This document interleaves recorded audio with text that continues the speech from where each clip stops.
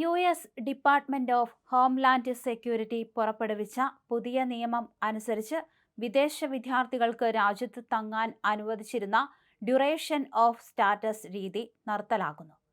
പഠനം പൂർത്തിയാകുന്നതുവരെ രാജ്യത്ത് തുടരാൻ അനുവാദം നൽകിയിരുന്ന ഈ പഴയ രീതിക്ക് പകരം ഇനി പരമാവധി 4 വർഷത്തെ നിശ്ചിത കാലാവധിയുള്ള പ്രവേശന അനുമതിയാകും ലഭിക്കുക.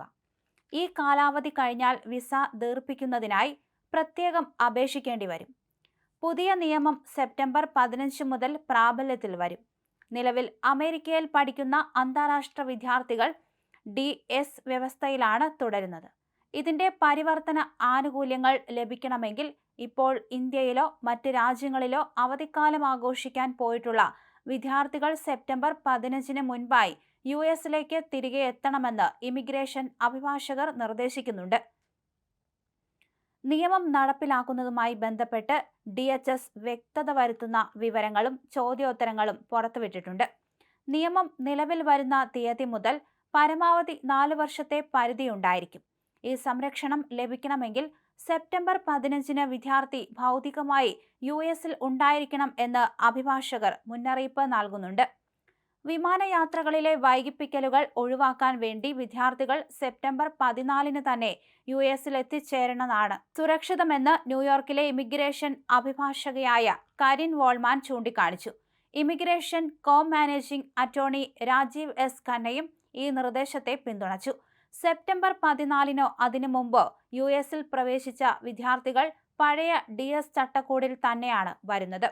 എന്നാൽ സെപ്റ്റംബർ 15 അതിനുശേഷമോ രാജ്യത്ത് പ്രവേശിക്കുന്ന വിദ്യാർത്ഥികൾക്ക് I-94 റെക്കോർഡിൽ ഒരു നിശ്ചിത തീയതി മാത്രമായിരിക്കും പ്രവേശന കാലാവധിയായി ലഭിക്കുക. എന്നിരുന്നാലും നേരത്തെ പ്രവേശിക്കുന്നത് വഴി ലഭിക്കുന്ന ഈ DS പദവി പുതിയ നിയമം വന്ന ശേഷമുള്ള ആദ്യ വിദേശയാത്ര വരെ മാത്രമേ നിലനിൽക്കൂ എന്ന് ഖന്ന വ്യക്തമാക്കുന്നു. ഈ ആനുകൂല്യം ലഭിക്കുമെങ്കിലും അത് വളരെ പെട്ടെന്ന് നഷ്ടപ്പെടാൻ സാധ്യതയുള്ള ഒന്നാണ് എന്നും അദ്ദേഹം കൂട്ടിച്ചേർത്തിട്ടുണ്ട്. അതേസമയം ഈ 4 വർഷത്തെ ട്രാൻസിഷൻ കാലാവധി വിദ്യാർത്ഥികൾക്ക് സ്വയമേവ അധികമായി ലഭിക്കുന്ന 4 വർഷമല്ലെന്ന് New York attorney Cyrus D Mehta വ്യക്തമാക്കി. വിദ്യാർത്ഥി സാധുവായ F1 സ്റ്റാറ്റസ് നിലനിർത്തുന്നിടത്തോളം കാലം DS തുടരാൻ ഇത് അനുവദിക്കുന്നു എന്ന് മാത്രം.